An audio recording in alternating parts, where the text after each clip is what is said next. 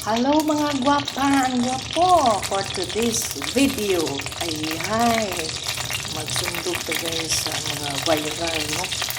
So ayan ang oil natin. Ito ang garlic, ginger, onion, chili, and tomato.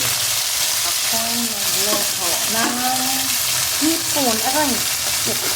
Lagyan natin ang oyster sauce. Sarap mo oyster sauce ang hipon guys. Ayan. Sinikos-nikos natin siya.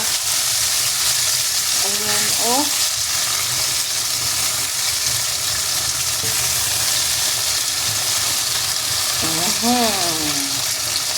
May oil na yan.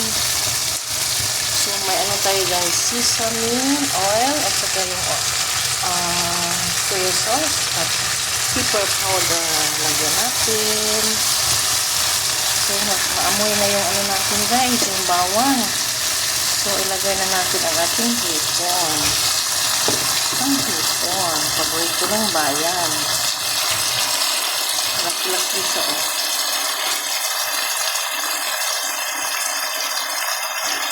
Ayan. Mabusi natin. Panghapunan. 1 kilo ito ba? Hindi, ano lang. 700 grams. So, nakalimutan ko na kung ilang gramo ito. Ipos-ipos natin. Nilagyan ko na yung oyster sauce na yung pang-tacos na guys. Meron tayong oyster sauce na may halong tubig. Ayan. Pwede tayo lagyan ng asukal if you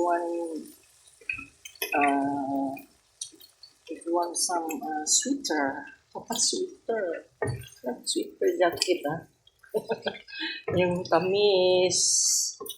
Yung tamis ng ulan. Ayan. Tamis ng ulan. Tamis bang ulan? Pag ang ulan ay kindi. Diba? Sarap yan guys. Bangers. Ang pepper powder at saka yung sesame oil para sarap at mabango. Lagyan natin ako. Hindi ko nalagyan ng soya sauce guys kasi yung oyster is maalat na yan. Saka Ajinomoto mayroon na yan. Diba? So yung tingnan yung kamatis. Oh! Ako nag 3 minutes na. So i-share ko yung finished product, di ba? Diba natin ng few minutes more. Itong hipon, and thank you for watching.